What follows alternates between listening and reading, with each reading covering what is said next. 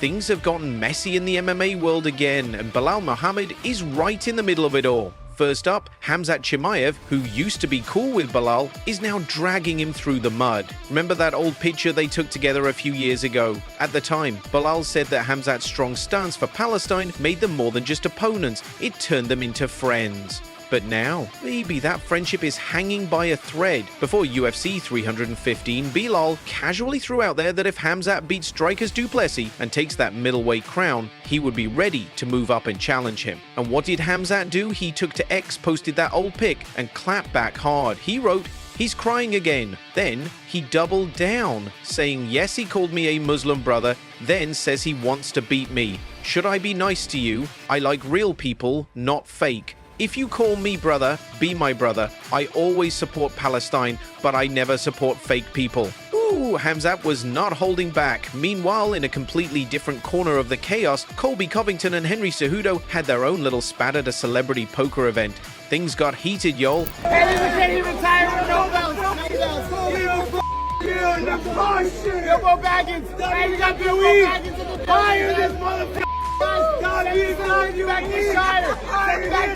He can't win.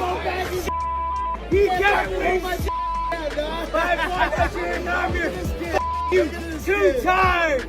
Not once, twice, motherfucker. Hey guys, take that down. Take it in the yeah, continue to keep marketing. Double champ, Olympic champ, you ain't got I still not you're a bum. Remember you're a little guy though. Remember you're a little guy. What's up? Shark King. Shark King. Shark King's alive. Shark King's alive, bro. Yeah. Now, Kamaru Usman stepped into the chat giving his reaction to Belal Muhammad losing his welterweight title to Jack Della Maddalena.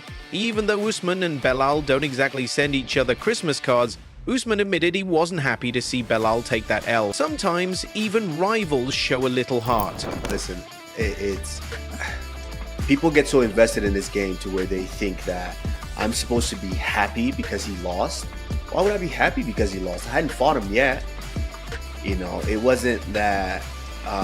yes, me and him weren't on, like... We weren't the best of friends.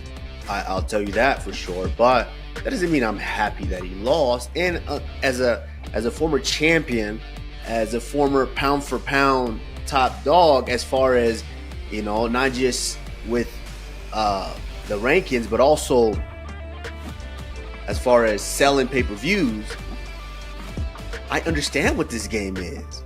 And listen, as much as we didn't like each other, it was still something that people wanted to see. It was something that was on the cusp of potentially happening. So no, I'm not excited that he lost. I'm not disappointed. I'm indifferent. You know, absolutely, especially when a champion loses. I'm not excited about that because it's difficult to, after you lose, it's difficult to get back. It's difficult to work so hard to get in there, step in there, and try to accomplish something and fall short. It's very difficult. So I'm not gonna prey on anyone's downfall in any way, shape, form, or fashion. So no, absolutely not excited that he lost. But on the flip side, I will say, it was a way that I was looking at this fight. I was looking at the matchup and what was happening leading up to the matchup and what was being said before, to where I'm like, why are you not paying too much attention to this guy? It was almost dismissive. It was almost like, yeah, I ain't even gonna take him down. I'm a Canelo hands. I'm gonna put this on him. I'm about to do this and do that. To where I'm like, this kid's not bad. This dude ain't no joke. This dude is good. I see something in his spirit when he fights, to where I'm like, this guy could be a problem. But hold up, Magomed Ankalaev came for Alex Pereira too. He said he got offered a rematch at International Fight Week, but took a jab at Alex for recently claiming he was hacked on X. Ankalaev joked, "They call me big, now they call me Hackalaev." This guy's not just throwing punches in the octagon, he's throwing shade online too. Robert Whittaker also joined the chat giving major props to Jack Della Maddalena. Rob said he was super impressed by JDM's takedown defense and striking. He made it clear, JDM is the real deal. Honestly, I expected more takedowns from Belal. Understandably, yeah. It's hard. Like once the sweat gets going, and Jack, I'm sure his takedown defense has only rolled over since his last fight. I'm sure it's just been like worked even to a higher degree. You can see the way he strikes is built to dissuade wrestlers from entering that space. Yeah. As well, instinctively, as soon as Belal got on the legs or got on the thing, he went 2-on-1s, he went switches.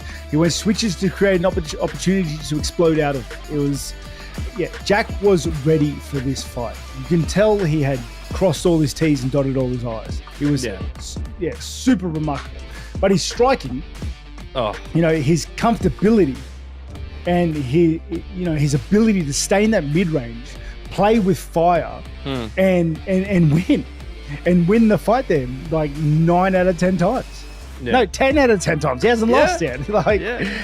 Guy just takes that mid-space and owns it. And let's not forget about the legend Jose Aldo. He dropped a heartfelt message after his unanimous decision loss to Ayman. Aldo shared a series of photos on X and hinted that this might have been his last fight in the octagon. He opened up about an internal battle he's been facing, saying that while cutting weight, something inside him told him, "You don't need to do this anymore." Jose said he's ready to move forward, live for his family, and celebrate the epic story he's written. He thanked Dana White, the UFC, and most importantly, his fans. Jose said if this was goodbye, he leaves with his head held high, knowing he made history and stayed true to himself. That's a king's exit if you ask me. Then Daniel Cormier had his 2 cents to add about Jack Della Maddalena possibly facing Islam Makhachev. DC said beating a strong wrestler like Belal is the perfect prep for Islam, who's known for his grappling. But ultimately, it's not about what Belal did not do. It's all about what Jack Della Maddalena actually did. He fought a wonderful fight, and now he is the UFC welterweight champion. And you would think that when you get a big win like that, there's a lot of time to celebrate. Unfortunately for Jack Della, right away he gets Islam Makhachev. The UFC said the other day at the press conference, Jack Della wins, Makhachev will go up and fight Jack Della Maddalena for the welterweight championship of the world. Number 1 pound-for-pound guy in the world, and Della Maddalena will fly up those pound-for-pound rankings. This is an undefeated guy in the UFC, a guy that has not lost in 18 straight fights now, a guy that's carrying confidence of beating a guy like Belal Muhammad. If there's a guy to fight before you fight Islam, it's a guy like Belal who wrestles and uses it as his main tool and be able to defend in the way that Jack Della did. And I'll get into that matchup a little bit more as we get close to that fight. But just know I'm very excited about it, as I'm pretty sure all of you guys are too. But Tom Aspinall is just about over it. He recently became the longest reigning interim champion in UFC history. 535 days. But he's not exactly popping champagne over it. He calls it what it is. Bull. You are now the longest reigning interim champion. Yeah, it's a lot of that is bull. That is not something that I wanted. No, it's not something that I'm not that proud of that one, to be honest. The interim title is nice, but the longest reigning one, I obviously wanted to contend for the undisputed in the time that I've been interim. So it's coming. It's coming.